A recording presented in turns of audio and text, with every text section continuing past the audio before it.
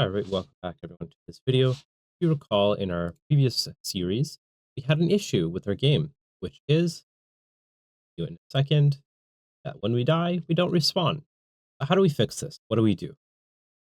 All right, so the first thing we'll need to do is think about how do we fix this problem?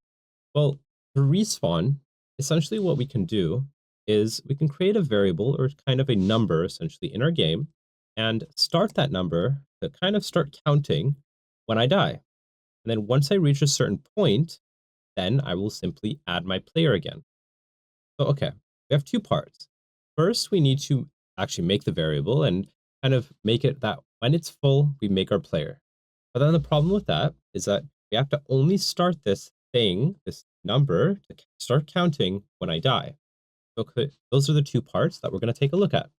Okay, where would we add a variable or kind of a number that we can start adding into? Well, we would do it in the attributes section. So here we can add one of these attributes to a specific player, like a homie, but it's not going to disappear even when I die. So here, what we can do is add new, go to name, and we can create a respawn timer, like so. Now the respawn timer, we want to essentially start counting from a certain number up to a certain number.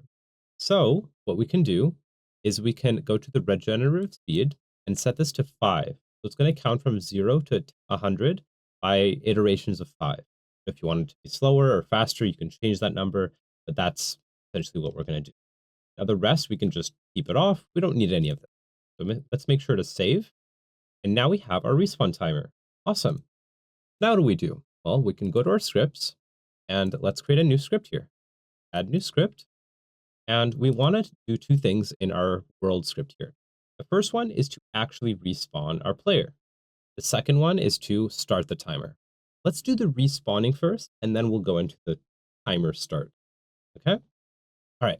So in here, what the trigger we want is when a player attribute becomes full. When a player attribute becomes full, we'll do something. So essentially, when the respawner goes from 0 to 100, we'll respawn the player. Now, here's the thing though, is we want to make sure that this attribute is a respawn timer. So let's add an if statement. That's not if. There we go. If, and then the condition we're going to have. I want you to take a look. Which comparison type do you guys think we need? Well, you would think we probably need attribute type comparison, and you would probably be right. So here we're going to get the first. Let's do the right hand side because that's usually a little easier. Here we can just pick the respawn timer. So we can just say if whatever attribute is being triggered, blah, blah, blah, equal to the respawn timer. So, okay, if we have the respawn timer. Now, the attribute type of entity, this one's also a little easy. For the functions, we just want, oh, no, here, and then we want to go into here, and then last triggering attribute. Okay, perfect. Only one option. Okay, so there we go. If the attribute type of the last triggering attribute is the respawn timer, then what we will do, what do you think? Actually, at this point, it's actually a little easy because what we can do is when player joins, we already have this stuff. So why don't we just copy this? Let's bring this over and paste this. And then go back to the player joins and copy this over as well. I will paste it right under. So we want to create the homie in the map and then make the last triggering player's camera track follow that player. Now, here's the thing is we don't need to assign this because we've already done it essentially in an initialization of the player, not the initialization of the server, but the initialization of the player itself. And that is almost it. Now let's just rename this to respawn, or maybe we'll do player respawn. There we go. We now have our player respawn. Now, how do we trigger this? Remember, still need to trigger this because if you test it out, it's not going to work. Okay, so where would our player die? Well, we don't have a player die or death script or anything, but we do have a unit's death. And in fact, we even have an if blah, blah, blah equals something. Let's copy this and paste this right above. I'll just move it above the peg. I want this one to be on the top. Okay, if the player type is blah, blah, blah, is, well, not blah, blah, blah, but, it's equal to the homie, then we're gonna respawn our timer, okay? So in here, we're not gonna create anything, so let's, delete that. We're gonna do something else in here. We're gonna set layer attribute value. And in here, we can set the number to 0. So we're gonna reset the timer from 100. So if you remember, I'll actually go into it in a second once we've done this, but the default is 100, and it's gonna count from 100 to 100. That doesn't make sense. So it's automatically full, so it's not actually gonna trigger anything. So here, we're gonna restart the timer from 0, count to 100. Okay, the attribute type, we're gonna look for respawn timer. Now of player, now here is where we're gonna actually look for the owner of a unit, and the unit that we want is the last triggering unit, right? Here in this script, if you remember, the last triggering unit would be when a unit's attribute becomes 0 or less. So in our case, the player's health is becoming 0 or less. Now that we have access to the unit, which is the player, we now have access to its respawn timer. Okay, now the next thing we want to do is add a new action, and we want to make unit drop, let's see, drop item, drop all items. We'll do this. This is kind of just a bonus that we can do just to make our player drop all his units or items to make the game a little more hardcore. Now, this one is up to you. You can either add this or don't, but the respawn one, you do need to add that if you actually want your player to respawn. All right, let's hit save and apply and see if this works. So we're gonna probably just publish here. All right, and let's see if I can die. All right, so I died. I dropped my item. That's perfect. Then eventually I should respawn. All right, it seems like I'm not respawning. So we have a problem, and that's okay. Let's debug this together. So in order to debug this, what we'll do is we're gonna think about the few possibilities of what's going on. Maybe the respawn timer is not counting. Okay, let's go to the, maybe we didn't set it up properly. So let's actually go over here and take a look. Okay, the initial value is 100, and oh, it looks right. Okay, I don't think we didn't set this up properly, so that's probably good. Let's go back to our script. Now, one quick way to test this, if the respawn is even working, we could do here and try to add a new action. Print, print.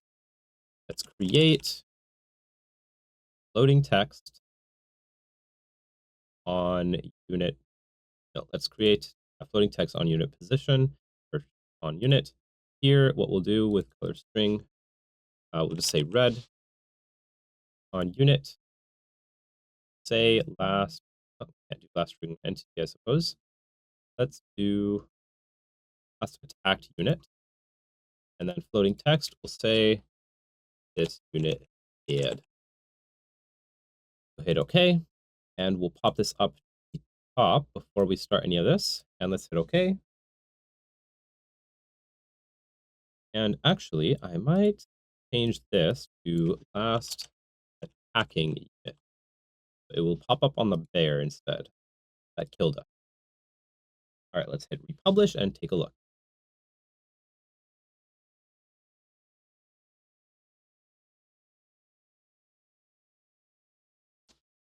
All right, so let's go die.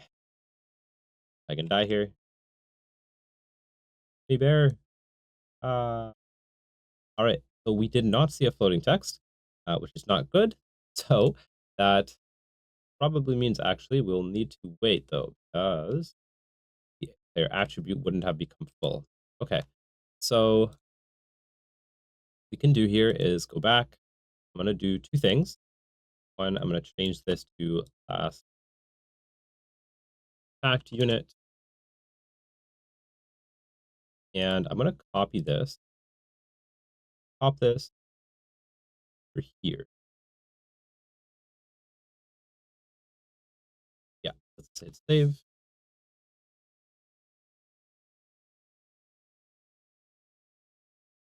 Okay, so I just realized I skipped a step. So we didn't have any problems actually. So what we'll want to do is we want to actually go to the player type and let's first like explain what's going on, why this happened or why it didn't work.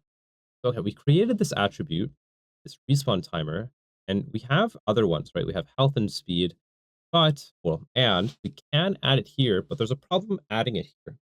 If we add it here, it kind of doesn't stay persistent. But once our player dies, that's it. The respawn timer isn't there, right? We can't really edit it or add to it if it's not there. We want it to be global in a sense, but still attached to the player. So we do that in the player type.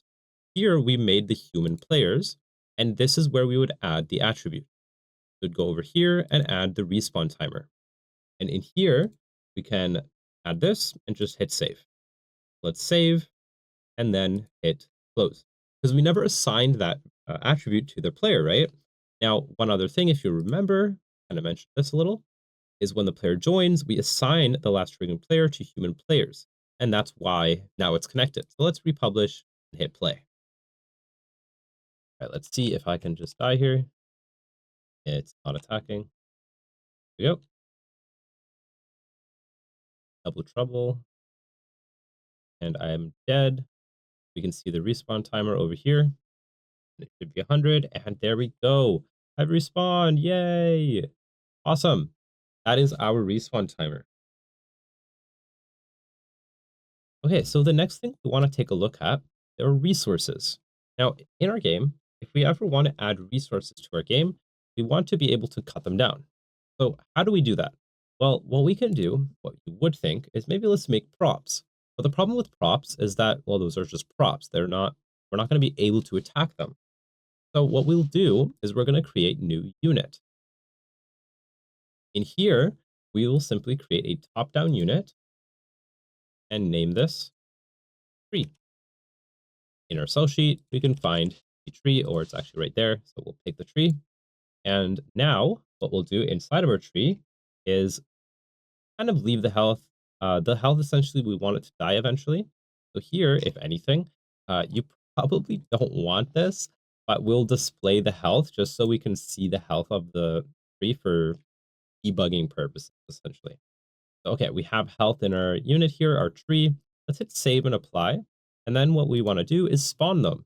So, okay, I want you to pause the video and try to spawn the trees into our game. All right. So let's also actually just real quick, let's delete this because we don't need anything in our tree script. Bye. Okay.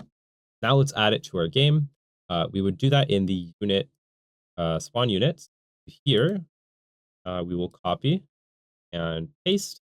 And we want to say while the units of tree is less than, let's say, I want to say 10, but 10 might be too much. Do like 7. And then we want to spawn it. So let's create a tree. Now, here for the AI hostile, do we want an AI hostile or AI resource? Perfect. Exactly what we want. All right, so let's hit save and apply. And let's republish because now our trees look too bad. Okay, we added our trees, but we can see, and we can see that we can attack it, which is good. But we can see that we can move it. And we can eventually kill it, which is perfect. But what's the problem? Well, we can move it. Now, where would we fix that? Probably in the body types. If we head over to the body types here, we can change a few things that will allow us to, well, change a few things here. So first of all, we can actually change the size if we wanted, but here we can also change the type, static. We want it to be static so it doesn't move. We'll also give it a fixed rotation. And if you want to change the size, you're more than welcome to. I think I might just leave it. I like it kind of big and chunky because that's usually how trees should be anyways. But let's scroll down and take a look. Here, we're going to have this sensor on true. And then here for the shape, we're going to pick a circle because, well, it's a circle. And that's it. Let's hit save and apply.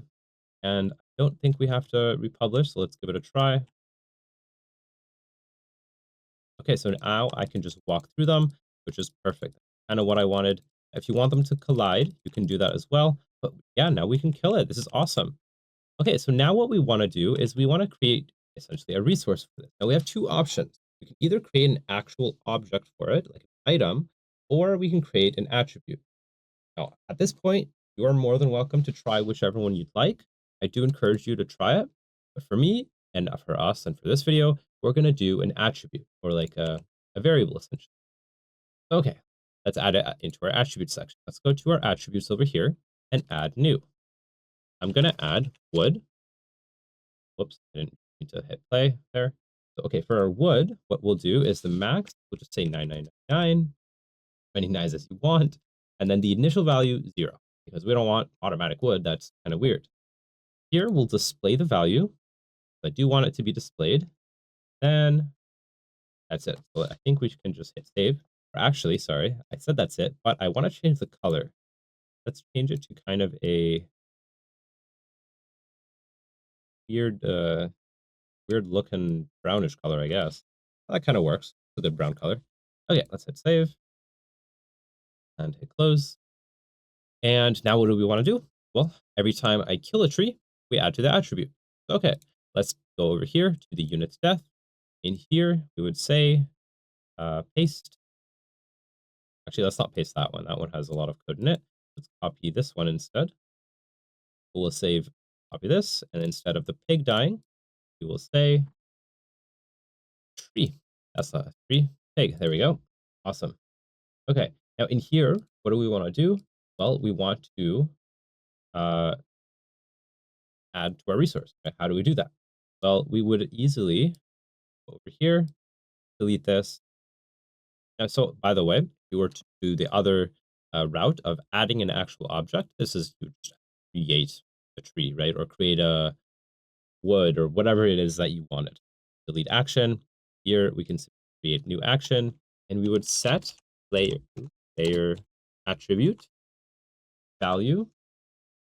And then what we can do is now that these two are actually going to be easy. So this one is just going to be the owner of the last triggering unit. And this one, the set attribute, will be wood. Simple.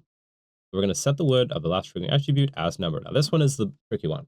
What we want to do is we want to get the current attribute. So, okay, how do we do that? Well, we want to find the current attribute by saying player attribute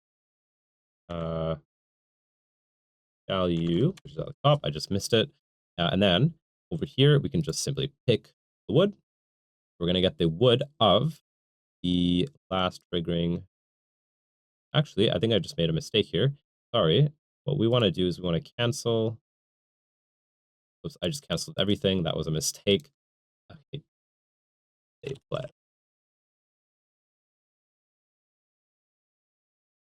Okay, so the next thing we want to do, sorry, is go to the as if number, and here we're going to calculate. So this is what we want.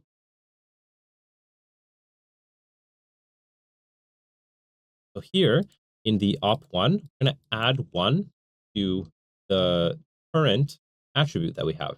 So we now need to get access to the wood. Now in here, we will get access to the player attribute value. We're going to get our current attribute value and plus 1. Okay, the attribute type, simple. We just need the wood. Here we go. And then of the player, simple, owner of a unit, then last triggering unit, and here we go. Okay, it looks a little chunky, but the basic idea, we take our current, we're setting the wood, and then of the current unit that got triggered, which is the, sorry, I just realized that actually makes no sense. I like set it, and then I was like, wait a minute, that's not right. We'll say last attacking unit. That would probably make the most sense. Okay, that means we need to change it over here. For the last triggering unit, we're going to change this to attacking. Ah, I caught myself making a mistake as I was explaining it. Okay, so now this makes a bit more sense. So the last attacking unit, which would be the player probably hitting the wood, will set its wood to the current wood plus 1. Okay, so now let's hit save and let's republish. So let's take a look if this works. Okay, I just like realized it's not going to work as I said that because remember in our human players, we need to add the wood here, right? So here we go. We'll display the value and yeah, this is up to you. If you want it visible under the wood, I'm going to say true because why not? And then hit save. Let's go to our respawn timer and make this. Oh, that is false. Okay, interesting. Okay, let's hit play. Awesome. That now let's test this and see if it works even without respawning. Nope, I'm gonna have to republish. Let's do that. All right, once we're here, we can see our wood on the bottom. Let's attack some trees, juke these guys so we don't die. And there we go. I have 2 wood. Awesome. We did it. We have wood. Now, uh, this was a long-ish video, but good job for getting through it. We're almost done. Our next part, we're gonna have 2 parts. Things that we're going to do. The next part, we're going to add a shop that we can actually do something with the wood. We want to buy a new item, right? How do we do that? Well, we'll make a shop and we'll buy it using currency that we get in the game called wood. Now, so yeah, in the next video, I will show you guys how to do that, but then we'll also have a bonus. So stay tuned for the bonus as I think it'll be kind of exciting. And yeah, I'll see you guys in the next video.